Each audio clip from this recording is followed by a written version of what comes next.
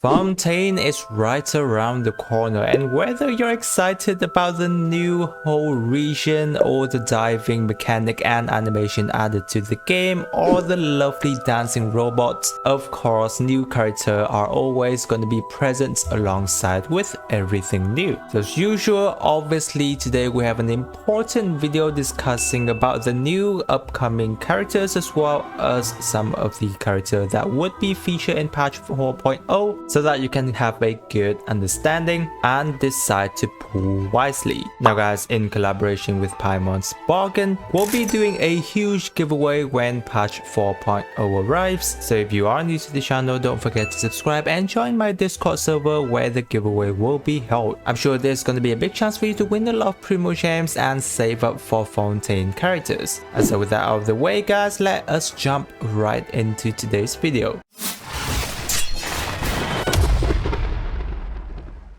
First up, we're going to be looking into our lovely magicians of Fontaine, Lyney, who is a pyro character, and I'm going to be now going through basically his skills and kits real fast so that you have an understanding of how this character kind of performs. Now he's going to be a character that have crit rate ascension, which is so handy, and it also kind of already suggests that he's going to be a pyro DPS character for you. Now overall, I would say that his skills generally revolve around his charging mechanics, and technically speaking he's going to be a character that focuses on charging attack quite a lot because he does have two charge level. For the first charge level, it's just going to be having his pyro infused charge shot as normal. However, whenever you get to the second, he will first off fire off a shot that's called prop arrow to deal pyro damage. However, whenever hitting an opponent, it will summon what's called a green marking hat. Now what this hat does is that it acts kind of similar to how ambers work and will taunt surrounding enemies up to a 4-second duration. Now if it gets destroyed or the duration expires, it will basically explode and dealing pyro damage. Now coming back to the prop arrow that he fires us off at charge level 2, when Lyney has more than 60% HP, he will consume basically 20% of his max HP to obtain what's called 1 prop surplus stacks. The lowest Lyney can drop to through this method is 60% of his max HP. So overall what this suggests is that you would technically want to have kind of constant healing onto Lyney for you to be able to apply this prop surplus stacks quite consistently. And also there's going to be a part that says Archinuma, where basically once every 6 seconds the prop arrow will cause what's called Spirit Breath Thorn to hit the enemies that was hit by the prop arrow and dealing additional pyro damage. Now onto his E skill, and this is where the prop surplus stacks actually comes in. Rather simple guys, whenever you use his E skill, you're first dealing damage with the E skills while also consuming all the prop surplus stacks that you have to do AoE damage, and of course the more stack you have, the more damage you will be able to do. And additionally, whenever the green marking heart is available on the field, it will instantly be explode as well, dealing AoE pyro damage equal to that of pyrotechnic strike, and this is considered to be charge attack damage. So overall his E skills with maximum stacks do a lot of damage guys. Sucks that it does have quite a long cooldown of 15 seconds, but I do understand that since you need a bit of time to actually get his prop surplus stacks up, so that would be okay. Lyney's burst is quite simple guys, is that he will be turning himself into a green marking cat and then move around the field for a bit of time, 3 seconds to be exact, not too long, but overall it's more going to be focused on how much damage that it does, because once again it does have a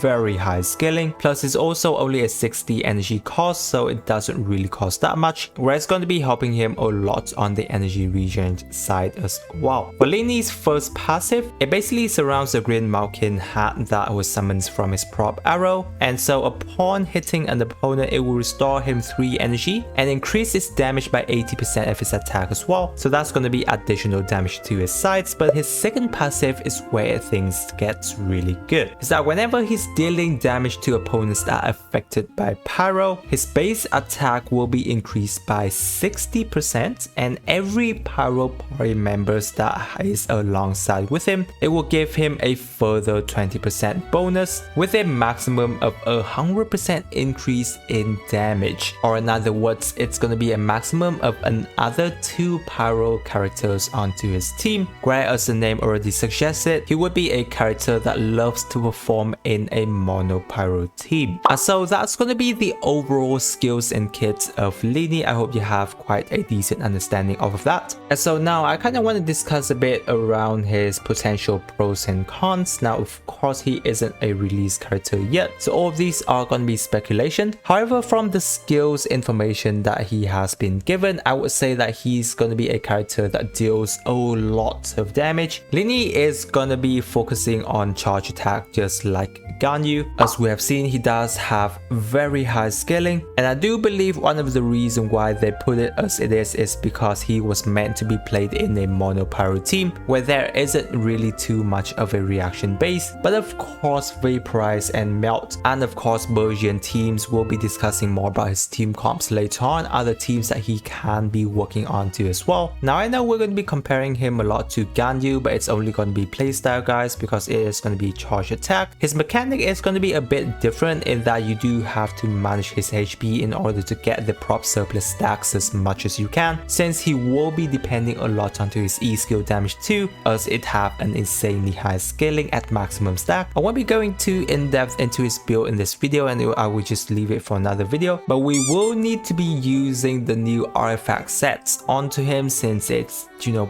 made for him. It's just so OP, very good. Other than that guys, I don't really see much of a downside to him at this point, other than he won't be able to run alongside with Xingqiu and Yelan since, you know, he is a charge attack user, and I'm sure he's going to be interrupted quite a lot, so Childe is going to be needed as well, because whenever you're charging and you get hit to be interrupted, that's going to be pretty annoying. Moving on, we have our, you know, OP character Yelan. Now I don't think I need to stress too much about Yelan, because I believe that all of us already know how good of a character Yelan is, since how she works is just very similar to Xingqiu already, so you're very familiar with her playstyle. But having Xingqiu already guys doesn't mean you don't really want Yelan, because these two characters can actually be on the same team and make your team a god tier team. I just love playing these two characters together, so technically overall, even though Yelan isn't a must pull character, she is definitely a very comfortable character to have if you haven't got her on your account. Absolutely easy character to build guys, because she scales with HP, therefore you can just give her a 3-star bow and she works absolutely well. However, if you're able to invest into her and get the elegy, now it turns her even better into a support, because you know the elegy is technically the best bow character in the game, and Yelan since able to make use of it as she is a bow character, that just shots her up in value significantly. Not to mention the fact that she's also able to increase your team attacking power, so therefore she's not only applying hydro for you to give you a lot more elemental reaction, but she's increasing your attack numbers as well, which is definitely very comfortable. The only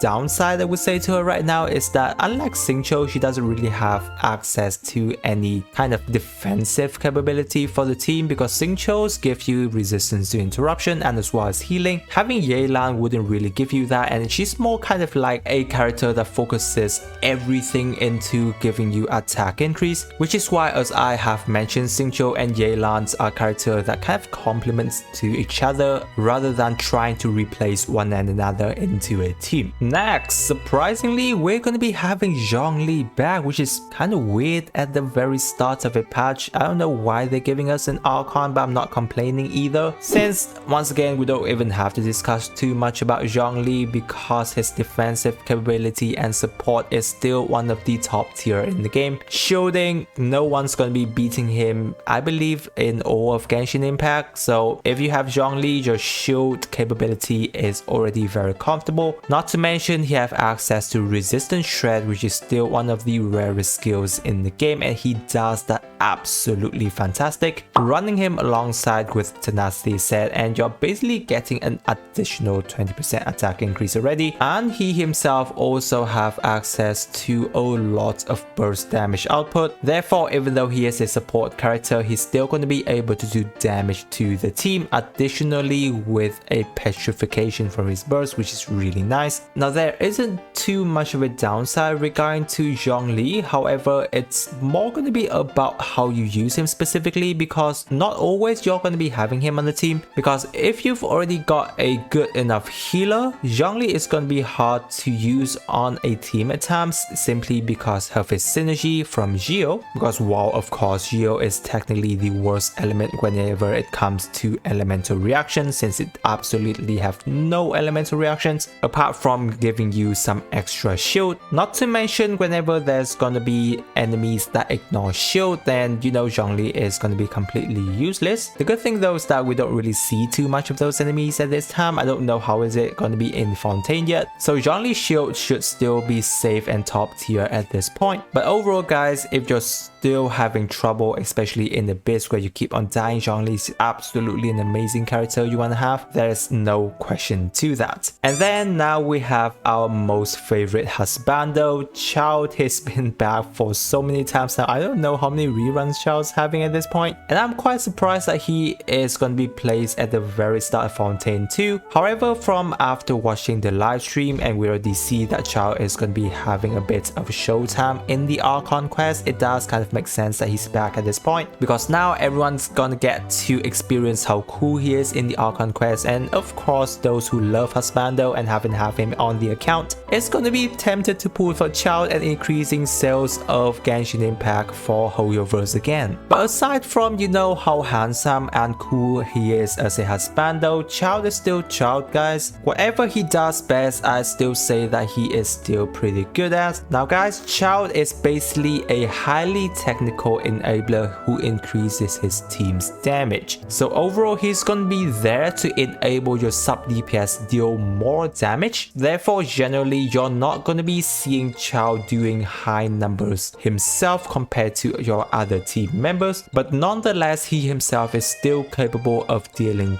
good DPS numbers, so don't get mistaken out of that. However, I would say that he has quite a high learning curve for a Hydro character. He is going to be a character up until now that's still going to have access to the most amount of Hydro application, and whenever you're playing Childe in a team, it's more about you going to be having proper team rotation management as well as accurate execution, other than simple playing Hydro character, you know, like Xingqiu, Yelan setting up their burst, as well as Ayato who just spams normal attack. Childe on the other hand focuses on a lot of technical side, and you have to put in some time to master his playstyle, and that on the upside can be kind of rewarding depending on how you like to play Genshin Impact. Of course, you've already know there's the side of very easy character to execute, where Childe is going to be on the tougher side, especially guys on C0. You do have to practice his cooldown management as well. I wouldn't say it's really hard of a thing to manage, however it is still there and you still have to manage it. So again, Childe is a character you have to put in the time to master his gameplay and playstyle. But overall, he's still a very fun character to play, guys. I love his animation, it's so cool, especially when you get to switch that between, you know, melee and bow stance. So that switch up his gameplay quite a lot. There's also his rare passive that no one have access to in the game up until now, so that kind of makes him a bit more unique for you to have. And so guys, that's basically most of the important detail regarding the 4 upcoming 5-star character of patch 4.0. I hope that you do have a refreshed understanding and of course newly understanding of Lyney. Now it's time for us to be answering the most important question of every single patch, and that is which character you should be pulling for in patch 4.0. Now of course this is going to be my personal advice, so you can choose to follow or not, it's going to be your choice, but I'm going to do my best, and it's something that I would do if I were to be able to choose one of the 4 characters. Now first off, of course, Genshin Impact once again is just a game, so guys, just go for whichever character that you feel like you're going to be enjoying the gameplay the most. I know that there are up to 3 reruns character at this point. Of course, there's Lyney, the new 5-star. If you have been saving for some of these rerun character now, then I do recommend you to do so, because again, we don't know how long before they're going to be returning. And Lyney, I believe that he's going to be returning quite soon, maybe like in patch 4.4 or 4.5 or something. But other than that, the 3 other reruns, we don't know how long. It can be up to a year or over a year from now on. So that's going to be for preferences. However, if you are considered meta wise, then on top tier, I would say that definitely go for Yelan, still one of the best characters in the game. Very strong. She's just going to be there on your every single team and make your life a lot easier. Next up guys, I'm going to be, you know, giving the credit to Lyney as the second character for you to pull. The only thing for Lyney at this point, I would feel that we already have a lot of pyro character already. It's such a competitive element to be in, and you know, he is a charge attack character, so it's kind of similar to Ganyu, where it's more going to be a preference playstyle. However, in terms of meta wise guys, I do feel that he's going to be way up there too, because you know, he's going to be dealing a lot of damage from all of the information we've already got, and he's also a new character too, which is why he's going to be higher up on this list. And I do feel that Lyney's gameplay is going to be pretty fun, because you know, hat kind of thing that's all going on the field, plus he do have decent attack animation too, so I do give that credit to Lyney. And after that, it's going to be Zhongli. If you haven't already got him and still struggling to do the Abyss, then I believe that Zhongli is going to kind of make the difference there for you, since considering some of these past Abyss have been having a lot of heavy hitting enemies where they can potentially one-shot you, Zhongli is going to be there to save your life. And not considering the Abyss too, but overall he's just going to be there to make your life a lot easier whenever you're playing around the game. So there you go, Zhongli has always been Zhongli ever since he was released. And then finally there's going to be Childe, more of a preference character at this point, but overall, as we have discussed before, he's still a very fun character to play. If you do really like Childe as a character, I'm pretty sure that you're going to be having a really good time having Childe on your team. So guys, those are going to be my saying regarding the upcoming characters of patch 4.0. I hope that the video have been very helpful to you. If you do have any question, just leave it down in the comment, and I or some of the other lovely Genshin Impact player will get to you there. Now guys, if you're going to be pulling for the upcoming patch 4.0 and is wondering whether how many Primo Gems you're going to be having, then I have a pretty nice video predicting how much Primo Gems there are going to be in patch 4.0. And of course, if you're new to the channel, don't forget to subscribe, as there's going to be a huge giveaway coming, and I'm sure it's going to be a big